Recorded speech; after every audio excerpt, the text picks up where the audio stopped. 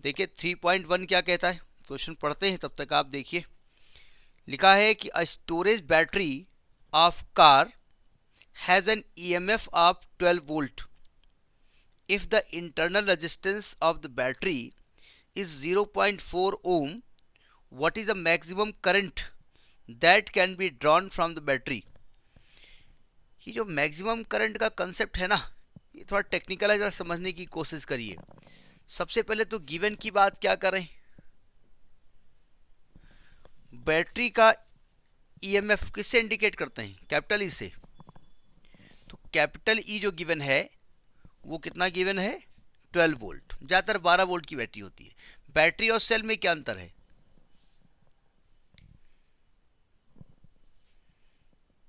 Battery और cell में क्या अंतर है, लो कर लो बात। हम क्लास 10th में थे तो एक टीचर आए थे हमारे पढ़ाने के लिए। बाई चांस उस दिन मैं एब्सेंट था, मैं उसे मॉनिटर रहता था हमेशा स्कूल का, चूँकि गांव में मैं बढ़िया स्टूडेंट था। तो उन्होंने कहा सेल और बैटरी में क्या अंतर है, सबको उड़ा दिया उन्होंने, ठीक है। हम उस दिन गए नहीं थे। और उन्होंने कहा कि 25, सुनिए इधर, 25 माइनस 75 की वैल्यू क्या होगी।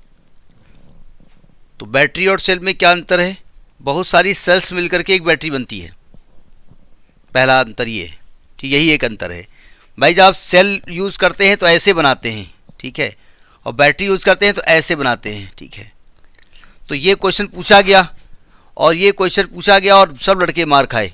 हम गए नहीं थे उस दिन, लड़के, अच्छा चूँकि मैं मॉनिटर था, अच्छा स्टूडेंट था, तो बाद में लड़के सब आते थे स्कूल के बाद, यार तुम आए न रहो, आज एक मास्टर आवा रहा है और पूछ रहा है सेल और बैटरी में कहाँ अंतर रहा है, और मारे।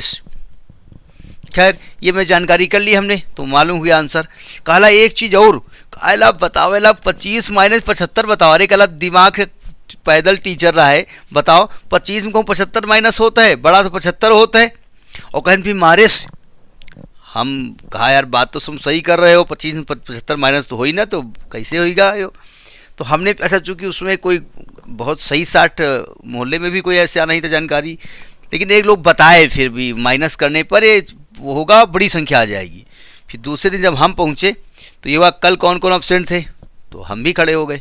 तो हमसे पूछा वही क्वेश्चन, खैर हम बता ले गए, हम वेरी गुड हो गए।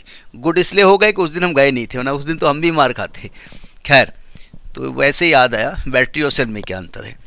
तो कहते हैं बैटरी का जो इंटरनल रेजिस्टेंस है उसको स्मॉल आर से लिखा जाता है, वो 0.4 ओम है। और कह ये रहे हैं कि what is the maximum current that can be drawn, यानी आपसे आई मैक्स की बात कर रहे हैं। ज़रा देखो ये थोड़ा कंसेप्चुअल चीज़ है, ज़रा ध्यान समझिएगा। जिस समय हम इसमें एक सेल लेते हैं, सेल है, सेल का इंटरनल रेजिस्टेंस ऐसे बनाया जाता है, ठीक है, ये ऐसे बना दिया जाता है, या तो ऐसे बनाया जाता है, और कहीं कहीं पर सेल ऐसे बनी होती है और इसी के ऊपर आर लिखा रहता है, तो उसमें कंफ्यूज ना होइएगा, ठीक है। और ये क्या होता है, ये सेल से एक एक्सटर्नल रेजिस्टेंस जुड़ा होता है। डायग्राम बार बनेगा ये हर क्वेश्चन में, ठीक है। अब ये सेल करंट भेज रही है, यहाँ की लगी हुई है। अब बताइए ये करंट जब जाएगी तो पूरी सर्किट में कितना रेजिस्टेंस है, पूरी सर्किट में। भाई सेल के अंदर भी तो करंट घुसेगी।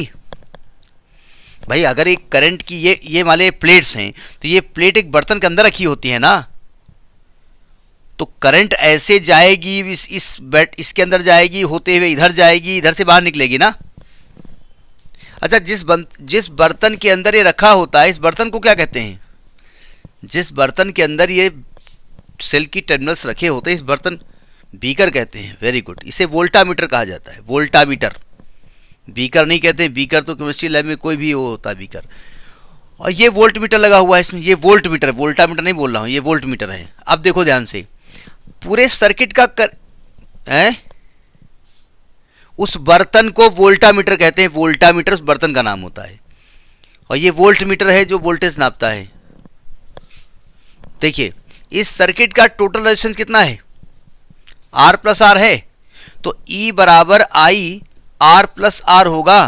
तो आई की वैल्यू क्या होगी, ई अपान आर प्लस आर। अब सिंपल सी बात है, जितना इस रेजिस्टेंस को कम करते जाओगे उतना करंट बढ़ती जाएगी। अगर मैं कैपिटल आर को जीरो कर दूं, स्मॉल आर को जीरो में नहीं कर सकते, इंटरनल रेजिस्टेंस को जीरो नहीं कर सकते, ठीक है। अगर हाँ कम कर सकते हैं, वो एक अलग सिस्टम है। अगर कैपिटल आर को जीरो कर दें तो आई बराबर ई अपान आर हो जाएगा, ये मैक्सिमम करंट होगी, ठीक है। तो यानी कि आपसे कहा गया कि मैक्सिमम करंट कितनी होगी, तो उसके लिए हम करेंगे क्या, ओपन सर्किट ले लेंगे यहाँ पर, यानी सर्किट को ओपन कर देंगे। तो ओपन करने से क्या होगा, करंट तो पास ही नहीं होने वाली है, करंट कहाँ पास होगी। तो उसमें जो आई मैक्सिमम हो जाएगा वो होगा ई अपान स्मॉल आर। समझ में आई बात नहीं आई। तो ई आ गया आपका 12, स्मॉल आर आ गया 0.4, 120 4 3 12 30 एम्पियर मैक्सिमम करंट यहाँ पर फ्लो होगी, ठीक है। अब कहेंगे हमारे किस काम की है करंट, जब हम एक्सटर्नल रेजिस्टेंस लगाएंगे ही नहीं, वो एक बताने का तरीका है कि आई मैक्सिमम कब होगा, ठीक। तो ये आपका पहला क्वेश्चन है 3.1।